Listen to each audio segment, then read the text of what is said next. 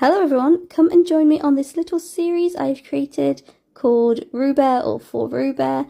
I want to make a scrapbook for my baby who is currently not born. I'm 6 months pregnant and I know it's a little boy, and I really want to make a scrapbook for them and some like little toys and just everyday things that they would play with or want. And this whole TikTok account is basically for them and documenting things I do for them. So I am practically brand new to watercolour. I haven't used anything watercolour in years, so let's just pretend I'm a beginner all over again, and it really shows. I used Pinterest as some inspo and wanted to draw some frogs today, and this is just all in my sketchbook. It's just normal paper, so it's going to look a little bit different to watercolour paper anyway, and I knew that going in.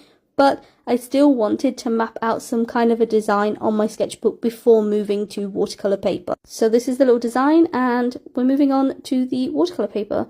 I did try and map it out again, but because I used too little space, because this is a little practice, I kind of messed up a little bit. And if I'm being completely honest with myself, I'm not happy with the way I drew the bottom frog, but I thought let's just roll with it because the whole idea is to try and use the watercolour and try and get used to the paints rather than getting the frog perfect. What you'll notice in this is that I started to try and introduce other shades of green and other types of green, like the legs or the feet at the back were lighter and the arms or the feet at the front I made darker, or the same colour as this face actually in both instances, I believe, if I remember correctly.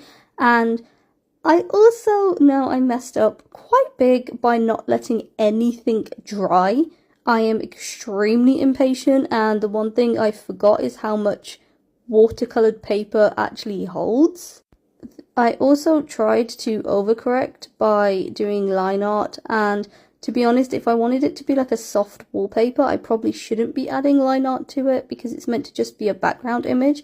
It does improve with the line art, but also this isn't the final finished design. I'm still not happy with it, and I've still got more than half the page left to try and experiment some more and try and get better with watercolour. One thing this has taught me though is I definitely need to look online and find some other people and find some tips on how to use watercolour effectively, or like just some like beginner friendly tips, I suppose. So the next stage was definitely to do that.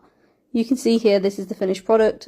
It's cute, but not exactly what I want. So on to Instagram Reels we went, and I went looking high and low for different tips. I guess you can judge for yourself as this goes on if they helped or not, but I found them quite useful, and I think I improved